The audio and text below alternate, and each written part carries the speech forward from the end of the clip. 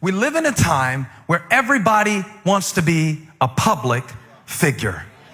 We live in a time, and please don't get mad at me for saying this, where even people who have a private account spend their whole lives posting stuff and commenting on stuff to create an image and a projection of a reality that may bear no resemblance. The awkward golf claps really helped me. I appreciate that. To the reality of their situation. And Jesus's brothers pull him aside and say, we've got a great idea. Why don't you show the world who you really are? The interesting thing about the text, and I'm going to give this to you quick because the nexus of this text is in verse 5. It says that even Jesus' brothers did not believe in him. And since they didn't believe, they were trying to get him to perform. Anytime you have unbelief in your heart, it will cause you to try to perform to prove something that you don't really believe. In psychological terms, it's called the fraudulence complex, or some call it the imposter syndrome. And it speaks about how many of us have an inability to internalize our strengths and our accomplishments. Psychologists call it the imposter syndrome because they say that many of us secretly, deep down, feel like we're a fraud. Many of us secretly, deep down, feel like we have so much less to offer than what people expect.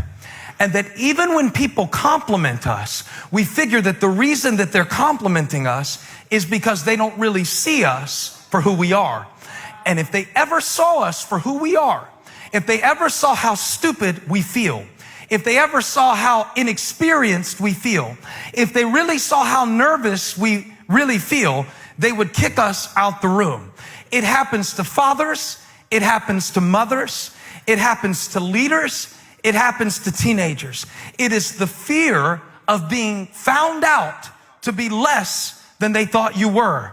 It is the fear that keeps you in a performance mode. It is the fear that keeps you spending money to look like something important because deep down you're afraid that you're really not.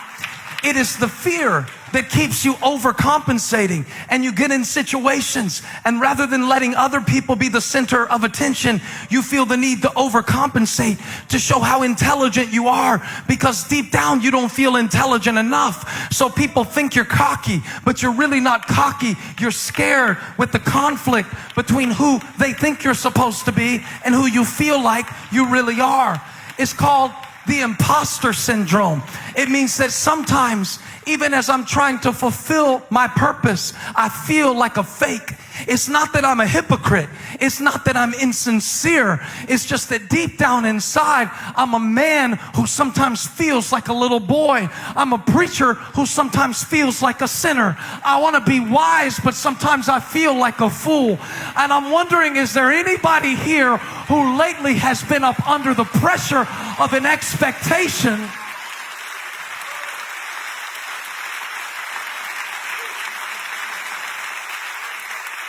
And when you feel that, the temptation and the tendency is to prove it.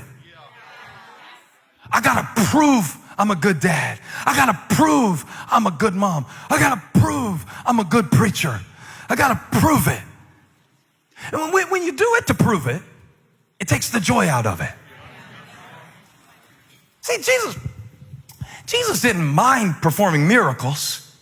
He just wasn't going to do it for the wrong motives. Jesus was going to Judea.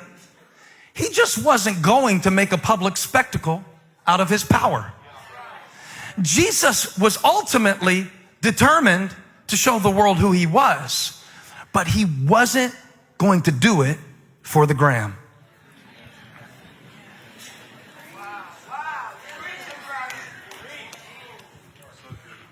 I think the key thing that he says in the text is not now.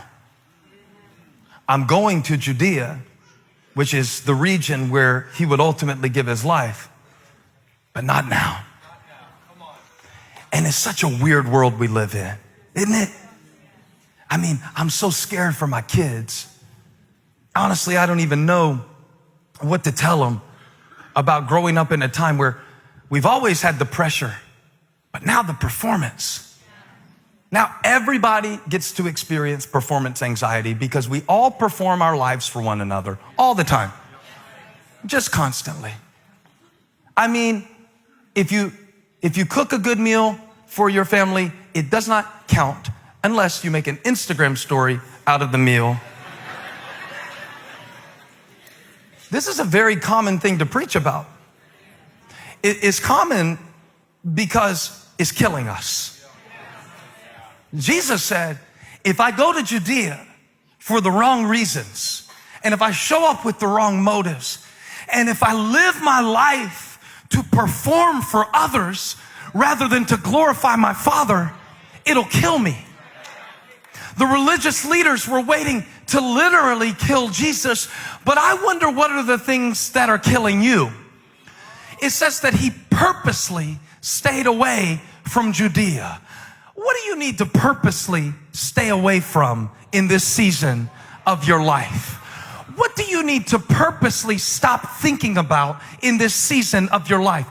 Who do you need to purposely stop comparing yourself to in this season of your life? For me, it's Buck.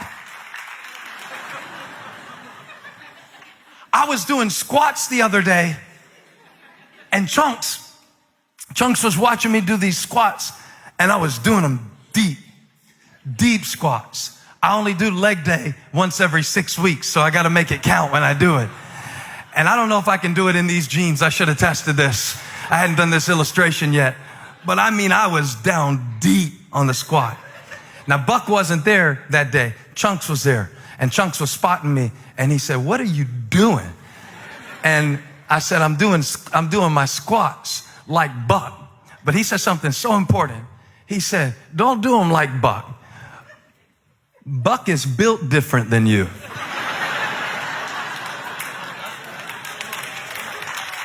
You're going to break your back trying to be like Buck. And I wonder how we look to God trying to... You are going to snap your hamstring. You are going to pop your quads trying to be Buck. I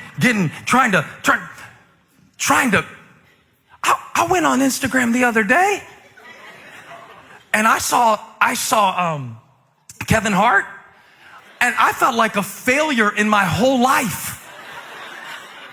I felt like, what am I doing with my whole life? What is the point of my existence? Within 15 seconds, here I am with a burden on me that I wasn't built for by comparing myself to someone with a different calling. And please don't judge me while I am in this vulnerable position.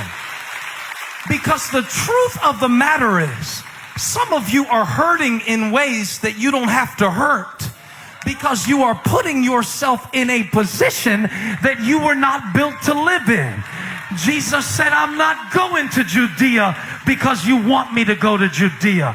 I don't have to post it to prove it.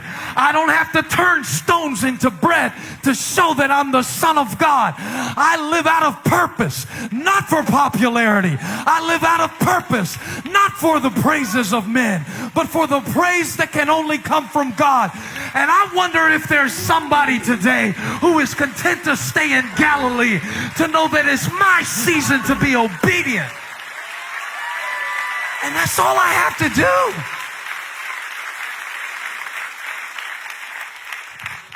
All I have to do is be obedient in this season of my life. And Jesus said, y'all go. I'm not going. Not now. Y'all go. I'm going to stay. I'm purposely staying away. Because if I go here to impress people with that motive, it'll kill me. And trying to impress people and trying to measure up to arbitrary standards that are changing so fast, it'll kill your contentment. It'll kill your joy. It'll kill your marriage. It'll kill your ministry. It'll kill your family. Now, even Jesus couldn't please everybody. And he was sinless and spotless. Jesus Christ, the Son of God, couldn't please everybody. And we expect that we can. Even Jesus had to say, y'all are my family. I love you, but it's not for me. And just those words, it's not for me. You ought to go down there to Judea, show them what you've made of. Because I think they were under pressure too. Honestly, I think probably it was a lot of pressure to be a sibling of Jesus. And you're bringing home C's in chemistry, and he's turning water into wine, like affecting molecular structures in real time. A lot of pressure. You got that weird brother, the one who stays at the temple teaching people at age 12. It's a pressure to feel special. And sometimes the pressure that we feel to be special does not come from God. It comes from culture, who tells you that you've got to be so special, so different, so unique, so set apart, but you already are. You already are. You already are. I already am set apart.